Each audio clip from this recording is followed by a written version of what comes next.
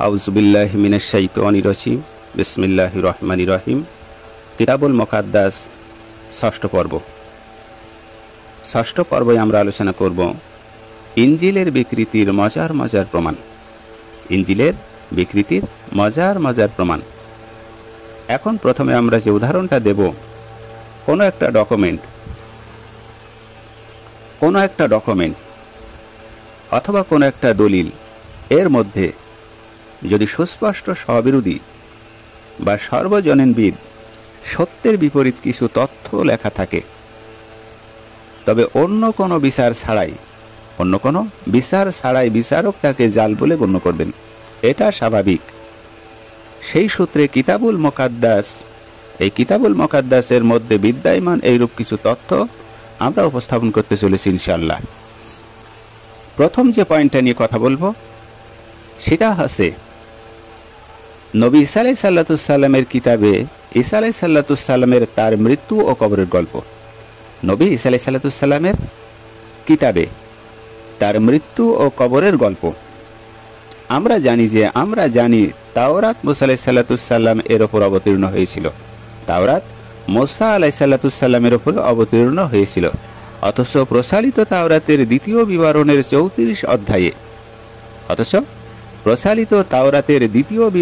34 অধ্যায়ে মুসা আলাইহিস সালামের মৃত্যুর দাফন, কবর, তার উম্মতের 30 দিন শোক পালন এবং যুগের আবর্তনে মুসা আলাইহিস সালামের কবরটি হারিয়ে যাওয়ার বর্ণনাও রয়েছে। আর ইনজিলের বিষয় তো আরো উদ্ভট। আমরা জানি যে মহান আল্লাহ ঈসা আলাইহিস সালামের উপর নাজিল করেছিলেন ইনজিল। ঈসা মসির জীবন দশায় ইনজিল প্রচার করেছিলেন।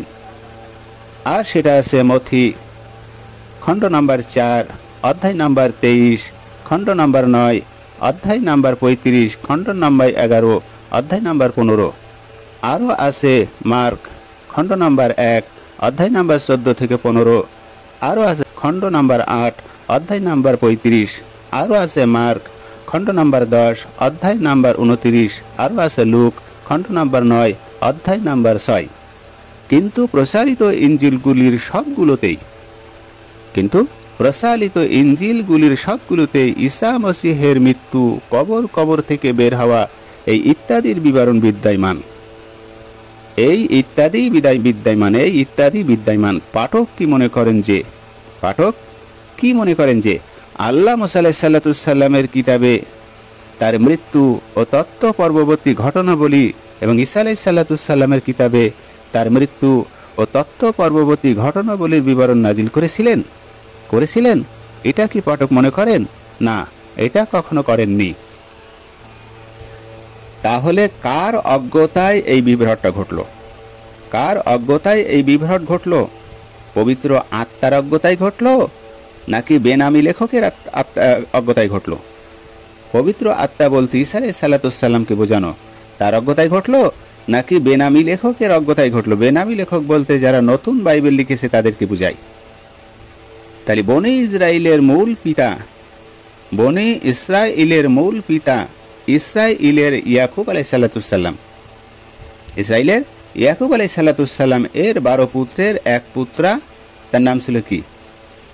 ইয়াকুব আলাইহিস সালামের 12 পুত্রের এক পুত্রের নাম ছিল বিন্যামিন, অর্থাৎ বনিয়ামিন। তার পুত্রগণদের বিষয়ে সাংঘর্ষিক বর্ণনাগুলো আপনারা লক্ষ্য করুন বাইবেলে কিভাবে তার পুত্রের বর্ণনা দেওয়া হয়েছে। আর এটা আছে প্রথম খণ্ড বংশাবলী অধ্যায় 7 শ্লোক 6। বিন্যামিনের সন্তান যে ছিলেন তার নাম ছিল বেলা। 2 নম্বরে আছে বেখুর, 3 নম্বরে আছে জিদিএল। তাহলে 3টি সন্তানের কথা বলা আছে বংশাবলী প্রথম খণ্ড 7 অধ্যায় 6 শ্লোকে। বিন্যামিনের সন্তান বেলা, বেখর ও জিদিএল, 3টি সন্তানের কথা এখানে বলা আছে। পক্ষান্তরে বংশাবলীতে 8ম অধ্যায় এবং 1 শ্লোকে বলা আছে বিন্যামিনের জ্যেষ্ঠ পুত্র বেলা, দ্বিতীয় অশবেল, তৃতীয় অহরহ, চতুর্থ নুহা ও পঞ্চম রাফা। তাহলে প্রথমটার থেকে দ্বিতীয়র সাথে সাংঘর্ষিক।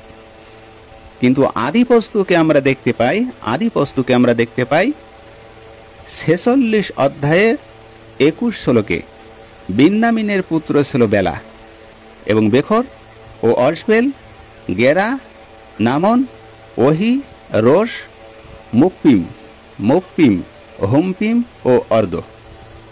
সাংঘর্ষিকটা আপনারা দেখুন বাইবেলে কিভাবে সাংঘর্ষিক করেছে, আর এটা করেছে সাধু পৌল। বিন্যামিনের সন্তানের সংখ্যা প্রথম বক্তব্যের 3 জন এবং দ্বিতীয় বক্তব্যে 5 জন। তাদের নামের বর্ণনাও পরস্পর বিরোধী। শুধু বেলার নামটি উভয় শ্লোকে উল্লেখ করা হয়েছে, বাকিদের নাম সম্পূর্ণ ভিন্ন। আর দ্বিতীয় শ্লোকে বিন্যামিনের সন্তান সংখ্যা 10 জন। এই নামগুলো আলাদা আলাদা এবং তৃতীয় শ্লোকের নামগুলির সাথে প্রথম শ্লোকের সাথে দুজনের নামের এবং তৃতীয় শ্লোকের এবং দ্বিতীয় শ্লোকের দুজনের নামের মিল আছে। আর 3টি শ্লোকের মিল আছে একমাত্র বেলা নামটি উল্লেখের ক্ষেত্রে। তাহলে সাংঘর্ষিকটা দেখুন, কত বড় ভুলভাবে তারা বাইবেল রচনা করেছে আর ইঞ্জিল নামে চালাচ্ছে। ঈসা আলাইহিসসালামের ইঞ্জিল নামে তারা চালাচ্ছে এই বাইবেলকে।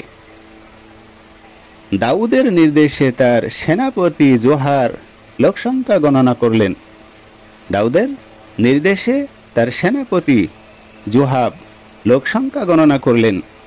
এই বিষয়ে সমুয়েলের দ্বিতীয় পুস্তকের 24 অধ্যায়ের 9তম শ্লোকটি আমরা তুলে ধরছি।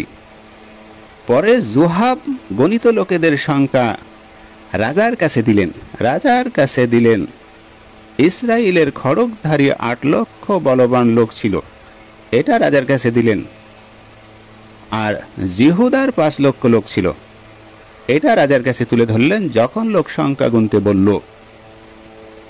অপরদিকে বংশাবলী প্রথম খণ্ডে 21 অধ্যায়ের 5তম শ্লোকে বলা আছে, আর জোয়াব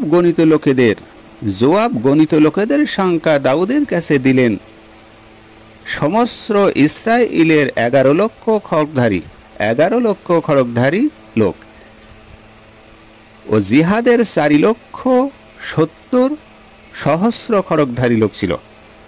তাহলে প্রথমটার সঙ্গে পরেরটার সাংঘর্ষিক কি? প্রথম বর্ণনায় ইসরায়েলের যুদ্ধ সংখ্যা 8 লক্ষ এবং জিহুদার 5 লক্ষ, আর দ্বিতীয় বর্ণনা মতে 11 লক্ষ ও 4 লক্ষ ও 70,000। তাহলে উভয় বর্ণনার মধ্যে বৈচিত্র্যের পরিমাণ দেখুন কতটা।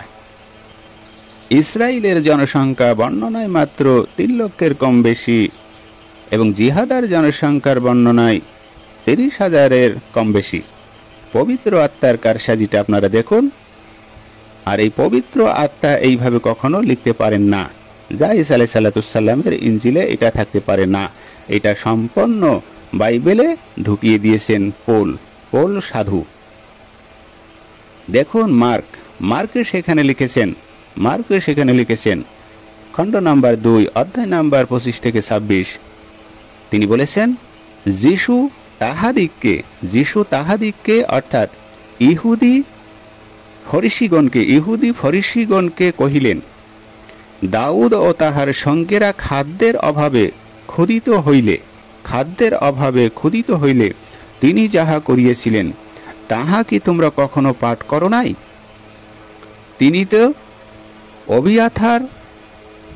তিনিও তো অবিহাতার মহাযাজকের সময়ে ঈশ্বরের গৃহে প্রবেশ করিয়া যে দর্শন রুটি যাজকবর্গ ব্যতিরেকেই আর কাহারও ভজন করা বিধেয় নয়, এই কথা তিনি বললেন।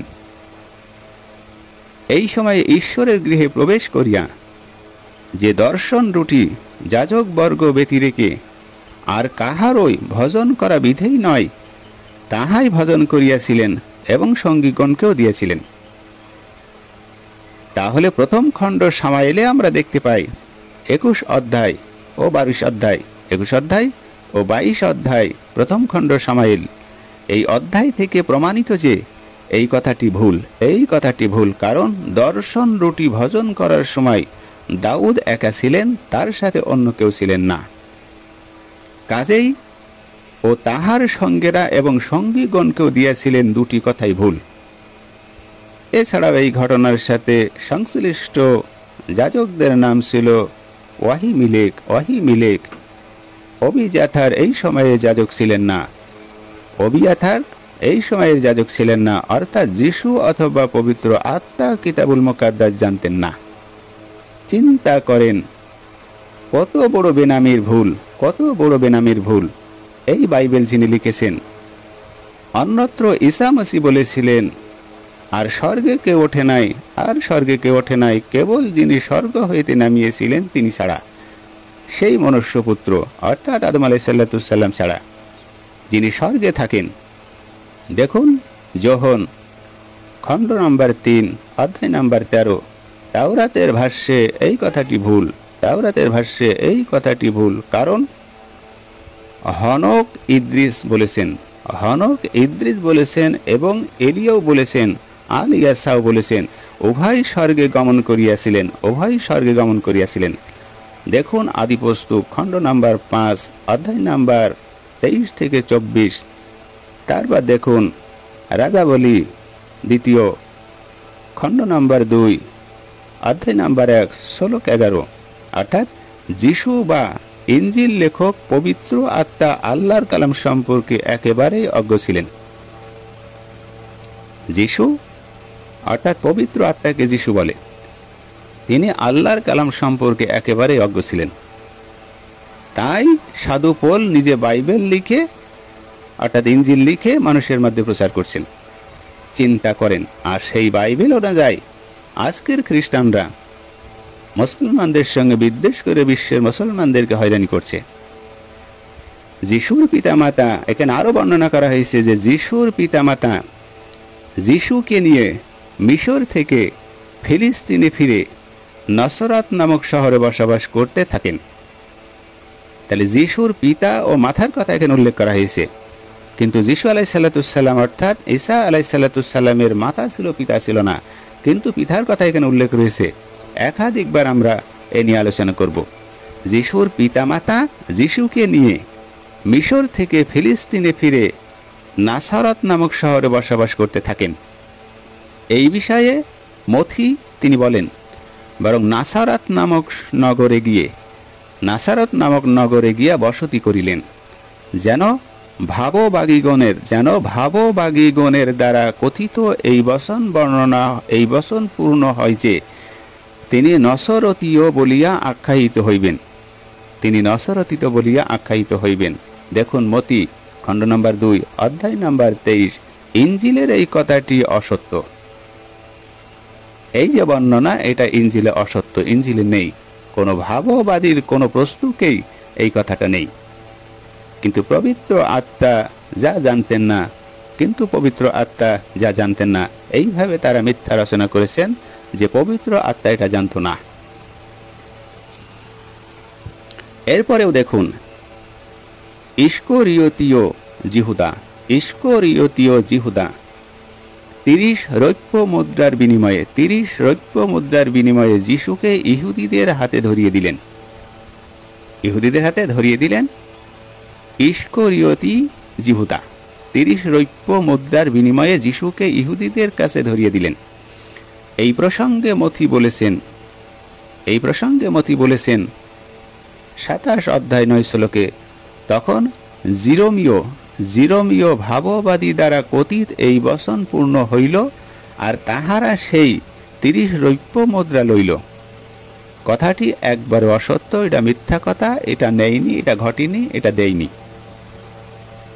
এই বাক্যটি বা এই অর্থে কোনো বাক্য জিরোমীয় ভাববাদীদের প্রস্তুতের কোথাও লেখা নেই। এটা সম্পূর্ণ মিথ্যা বানোয়াট কথা। যিশুর বংশবলির পত্রে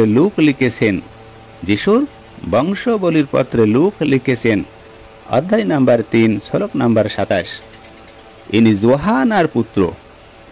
জোহানার পুত্র, তার মানে যিশুর পিতা ছিল জোহানার পুত্র ঈসা আলাইহিসসালাম রিসার পুত্র। ঈসা আলাইহিসসালাম সরুববাবিলের পুত্র। ঈসা আলাইহিসসালাম সলটি এলের পুত্র, ঈসা আলাইহিসসালাম নেভির পুত্র। তাহলে ঈসা আলাইহিসসালামের মায়ের নাম ছিল মরিয়ম। আমরা কোরআনের তাফসিরে দেখতে পাই ঈসা আলাইহিসসালাম হয়েছেন পিতাবিহীন। জিবরাইল আমিন আসলেন একটি ফুল, আর সে মরিয়মকে বললেন শোকো, আর তার গর্ভে সন্তান জন্ম নিল আল্লাহর কুদরতে। দেখুন বাইবেলে কিভাবে, খণ্ড নাম্বার 3 অধ্যায় নাম্বার 27 লুক, সেখানে লেখা আছে। তাহলে পুরাতন নিয়ম থেকে প্রমাণিত যে এখানে 3টি অসত্য তথ্য রয়েছে। প্রথম, রিশা সরুববালিরের পুত্র কথাটি অসত্য। রিশা সরুববালিরের পুত্র কথাটি অসত্য। মতি তিনি নিজে লিখেছিলেন, খণ্ড নাম্বার 1 অধ্যায় নাম্বার 12 থেকে 13, সরুববালিরের পুত্র ওয়াহিদু, সরুববালির পুত্র অবিহুদ। লুক ও মতি দুজনের কথাই অসত্য, কারণ এক বংশবলী খণ্ড নাম্বার 3 অধ্যায় নাম্বার 19 এতে রয়েছে যে সরুববালিলের 5টি পুত্র ছিল, তাদের মধ্যে রিশা বা অবিহুদ নামে কোনো পুত্র ছিল না। দ্বিতীয়ত, সরুববালির সলটিএলের পুত্র ছিলেন না, তিনি ছিলেন পদায়েলের পুত্র। তবে হ্যাঁ, তিনি সলটিএলের ভাতিজা ছিলেন। দেখুন এক বংশবলী খণ্ড নাম্বার 3 অধ্যায় নাম্বার 17 থেকে 18। তাহলে তৃতীয় সলটিএলের পিতার নাম নেভি ছিল না, তার পিতার নাম ছিল জিকনিয় জিহো আখিন। দেখুন বংশবলী প্রথম খণ্ড অধ্যায় নাম্বার 3 শ্লোক 17 ও মথি খণ্ড 1 অধ্যায় 12। তাহলে আমরা দেখেছি যে প্রচালিত ইনজিল আল্লাহর কালাম নয়। আমরা দেখলাম যে প্রচালিত ইনজিল আল্লাহর কালাম নয়, এর মধ্যে আল্লাহর কোনো বাণী খুঁজে পাওয়া দুষ্কার। এর মূল বিষয় যীশু খ্রিস্ট অথবা যীশু খ্রিস্টের পরিচয়ে ভয়ঙ্কর বৈচিত্র্য। এক ব্যক্তির দুজন পিতা। মথি এবং লুক উভয় যীশুর বংশ তালিকা প্রদান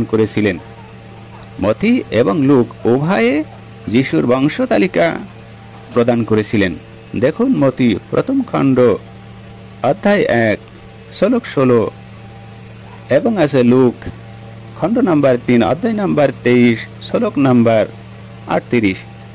যদি কেউ উভয় তালিকার তুলনা করেন তাহলে উভয়ের মধ্যে অনেক বৈচিত্র্য ও স্ববিরোধিতা দেখতে পাবেন, যেইগুলির মধ্যে রয়েছে যিশুর দাদার নাম।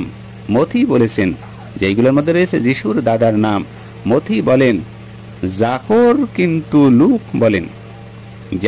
কিন্তু লুক বলেন এলি দুই পিতার এক পুত্র। তাহলে মতি থেকে জানা যায় যে যিশু দাউদের পুত্র সলোমনের বংশধর।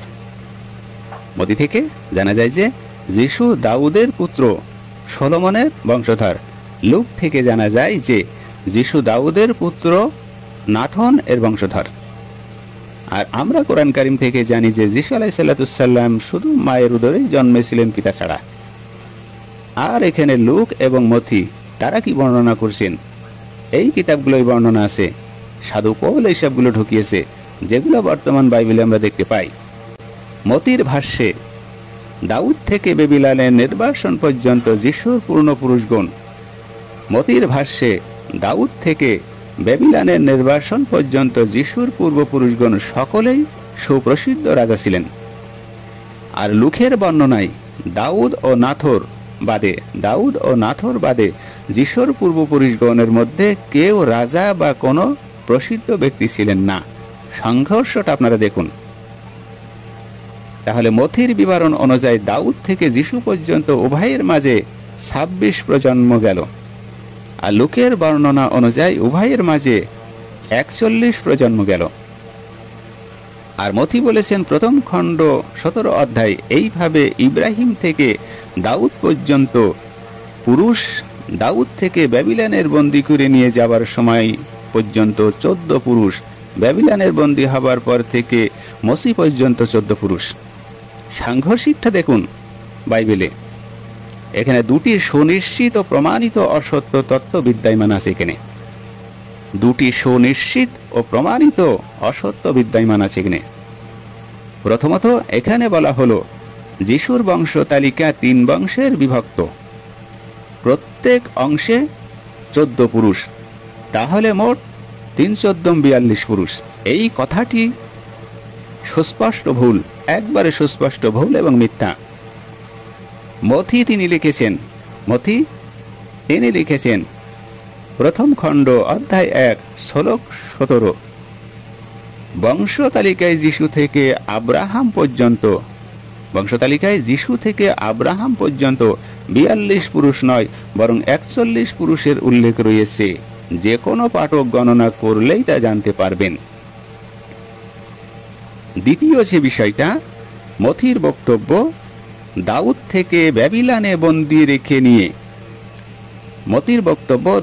থেকে ব্যাবিলনে বন্দী করে নিয়ে যাবার সময় পর্যন্ত 14 পুরুষ মারাত্মক ভুল। 14 পুরুষ এটাও মারাত্মক ভুল। দেখুন বংশবলীর প্রথম অধ্যায় থেকে স্পষ্ট জানা যায় যে এই পর্যায়ে 18 পুরুষ ছিল, 14 পুরুষ নয়। আরো লক্ষণীয় যে বংশবলী ও মথি বাইবেলের 2 স্থানে স্পষ্ট উল্লেখ করা হয়েছে যে পূর্ববর্তী ব্যক্তি পরবর্তী ব্যক্তির জনক। মথি তালিকার বিভিন্ন স্থান থেকে 4 পুরুষ ফেলে দেওয়া সত্ত্বেও লিখেছিলেন যে পূর্ববর্তী ব্যক্তি পরের ব্যক্তির সরাসরি জনক। তিনি এতেও ক্ষান্ত হননি, অপরন্তু এদের মাঝে যে আর কেউ ছিল না নিশ্চিত করতে এই পর্যায়ে সর্বমোট 14 পুরুষ ছিল বলে উল্লেখ করেছিলেন। সাংঘর্ষিকটা আপনারা দেখুন। সাধু পল বাইবেল নিজে লিখে এইভাবে ইঞ্জিল বলে মানুষের কাছে রেখে গেছে। বর্তমান যে ইঞ্জিল আমরা দেখতে পাই, অর্থাৎ বাইবেল যেটা দেখতে পাই, এই জন্য প্রসিদ্ধ British cardinal John Henry Newman 1801 ও 1890 আফসোস করে বলেছিলেন, খ্রিস্ট ধর্মে একথা বিশ্বাস করা জরুরি যে 3 এক হয় বা 3 ও 1 একই সংখ্যা। 3 এক হয় বা 3 ও 1 একই সংখ্যা। কিন্তু এখন একথাও বিশ্বাস করা জরুরি হয়ে গেল যে 14 এবং 18 একই সংখ্যা, কারণ পবিত্র গ্রন্থে কোনো ভুল থাকার সম্ভাবনা নেই।